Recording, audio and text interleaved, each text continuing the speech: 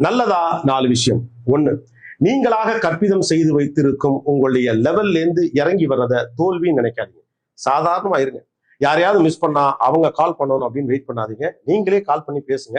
உங்களுக்கு என்ன தோணுதோ அது செய்யுங்க. 2, நீங்க செய்யறது சின்ன வேலையா பெரிய வேலையாங்கிறது முக்கியம் இல்லை. அந்த வேலையை எவ்வளவு வேல்யூ பண்றீங்க அப்படிங்கறதா முக்கியம். சின்ன வேலையோ பெரிய வேலையோ சின்சியரா டெடிகேட்டடா பண்ணுங்க.